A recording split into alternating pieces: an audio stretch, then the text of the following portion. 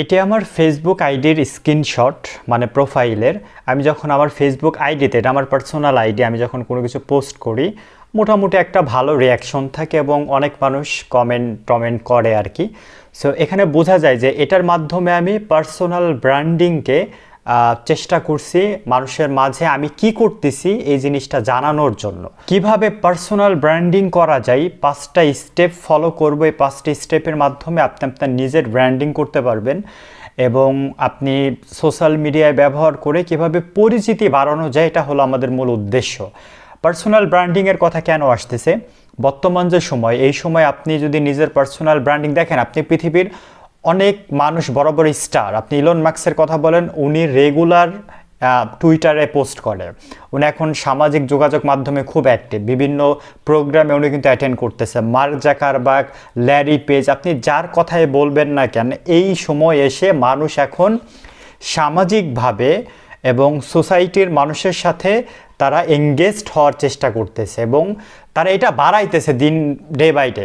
Elon মাস্কের তো আসলে সামাজিক একটা মিটিংয়ে না গেলেও হইতো, বাট সে কেন যাইতেছে? কারণ পার্সোনাল ব্র্যান্ডিং খুব ইম্পর্ট্যান্ট একটা বিষয়।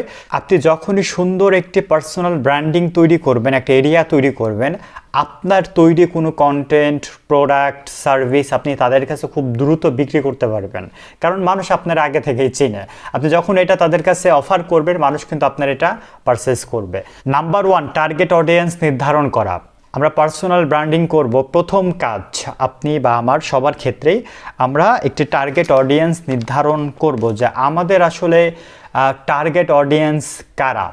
সো টার্গেট অডিয়েন্স যারা, আপনি যেই সমস্ত চিন্তা করেন, আপনি যদি ইন্ট্রোভার্ট, এক্সট্রোভার্ট অথবা অ্যাম্বিভার্ট, এই 3 প্রকৃতির মানুষ তো পৃথিবীতে আছে। সো আপনি কোন প্রকৃতির? আপনি যদি ইন্ট্রোভার্ট হন, আপনার এই ইন্ট্রোভার্ট টাইপের মানুষ কারা, তাদেরকে খুঁজে বের করা এবং তাদের কাছে আপনি পৌঁছানোটা জরুরি। সো প্রথম কাজ হলো যে ভাই আমি টার্গেট অডিয়েন্স নির্ধারণ করব। আপনি যদি গ্রামের মানুষের জন্য কাজ করেন, তারা আপনার টার্গেট অডিয়েন্স। আপনার টার্গেট অডিয়েন্স যদি শহরে থাকে, শহরে, বিভাগীয় পর্যায়ে থাকলে বিভাগীয় পর্যায়ে।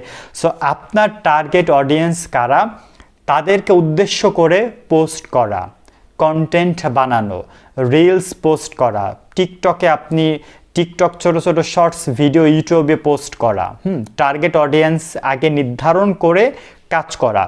2 নম্বর হইল নিয়মিত পোস্ট করা।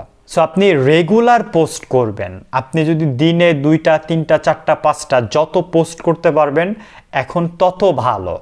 অন্তত দিনে আপনি 1টা থেকে 2টা পোস্ট করবেন, রেগুলার পোস্ট করবেন। আপনার পোস্টের ধরন হইতে পারে, ফেসবুকে আপনি একটা প্রোফাইল দিলেন, কভার ফটো দিলেন এবং আপনার যে টার্গেট অডিয়েন্স ওইটার সাথে কিন্তু ম্যাচিং করে দিবেন।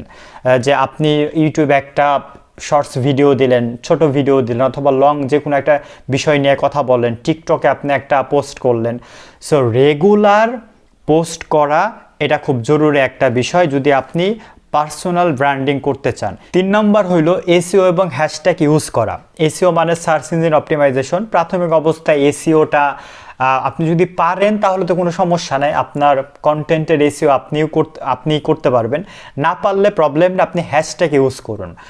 আপনার নিশ অনুযায়ী হ্যাশট্যাগ পাবেন, এরকম 8 থেকে 10টা বা 5 থেকে 6টা হ্যাশট্যাগ আপনার প্রত্যেকটা কন্টেন্টে ইউজ করুন। হ্যাশট্যাগ ইউজ করা খুব জরুরি। যেমন ইনস্টাগ্রামে যদি আপনি আপনার জনপ্রিয় হ্যাশট্যাগ ইউজ করেন, এই পুরো ইনস্টাগ্রাম চলেই হ্যাশট্যাগের উপর। হ্যাশট্যাগ যখন ইউজ করবেন আপনার ইনস্টাগ্রাম পোস্ট ভাইরাল হইতে থাকবে এবং ইনস্টাগ্রামে মারাত্মক হ্যাশট্যাগ কাজ করে। 4 নম্বর হলো কমেন্টের রিপ্লাই দেওয়া। সো আপনি যখন একটা ফেসবুকে পোস্ট করলেন, ফেসবুকে পোস্ট করার পর আপনার ওই ফেসবুকে দেখা গেল 50টা কমেন্ট আসছে। সো অনেক মানুষ কমেন্টের রিপ্লাই দেয় না, এই কাজটা করবেন না। যখন আপনি কমেন্ট রিপ্লাই করেন তখন Facebook algorithm, YouTube algorithm, TikTok algorithm, মানে যে কোনো অ্যালগোরিদম প্ল্যাটফর্মের, সো তারা রিচ বাড়ায় অ্যালগোরিদম, আপনার ওই পোস্ট আরও মানুষের কাছে পৌঁছাতে থাকে। এবং আরেকটা বিষয় কি সবথেকে ইম্পর্টেন্ট, কমেন্ট রিপ্লাই দিলে যে মানুষগুলো কমেন্ট করলো ওই মানুষগুলো আপনার একটা পার্সোনাল রিলেশনশিপ ডেভেলপ হয়, তাদের সাথে আপনার একটা সুন্দর এঙ্গেজমেন্ট তৈরি হয়। 5 নম্বর বিভিন্ন প্ল্যাটফর্ম ব্যবহার করা। অনেকে ফেসবুক পেজ ইউজ করে বা ফেসবুক আইডি ইউজ করে, টিকটক ইউজ করে না, অথবা ইউটিউব ইউজ করে না। অনেকে বলতে পারেন যে ভাই টিকটক আবার ইউজ করে। হ্যাঁ, টিকটক ইউজ করে। টিকটকে মানুষ একটা ট্রেন্ড নিয়ে কাজ করতেছে, আপনি আপনি যেই নিশ নিয়ে কাজ করেন ওই নিশ নিয়ে আপনি টিকটকে শর্টস ভিডিও করবেন। টিকটকে একটা অ্যাকাউন্ট থাকা জরুরি, ইনস্টাগ্রামে একটা অ্যাকাউন্ট থাকা জরুরি, ফেসবুকে একটা অ্যাকাউন্ট থাকা জরুরি, ইউটিউব চ্যানেলে একটা চ্যানেল থাকা জরুরি। এটা সত্যই জরুরি। এখন মনে হইতেছে ভাই আমি এতগুলাকে মেনটেন করতে পারবো, কোনো বিষয় না, কারণ আপনি একই পোস্ট শুধু একটু লেখা চেঞ্জ করে আপনি বিভিন্ন প্ল্যাটফর্মে একই সময় পোস্ট করতে পারেন, কোনো সমস্যা নাই। So moral of the story হইল, তথ্য প্রযুক্তির যুগে এসে নিজের পার্সোনাল ব্র্যান্ডিং করা মারাত্মক একটা বিষয়, এবং এই 4-5টা কৌশল যদি আপনি অবলম্বন করতে পারেন, আপনি আসলে মানুষকে যখন আপনার ভ্যালু দিবেন, যে কোনো প্রোডাক্ট সার্ভিস আপনি যখন সেল করার ট্রাই করবেন, তখন মানুষ, যেহেতু আপনার পার্সোনাল ব্র্যান্ডিং তৈরি করা, মানুষ তখন আপনার কাছ থেকে ওই সার্ভিসটা খুব সহজেই নিয়ে যাবে, দুইবার ভাববেও না। এটা কিন্তু সত্য। ভালো থাকুন, সুস্থ থাকুন, দেখা হবে পরবর্তী কোনো ভিডিওতে। Take care.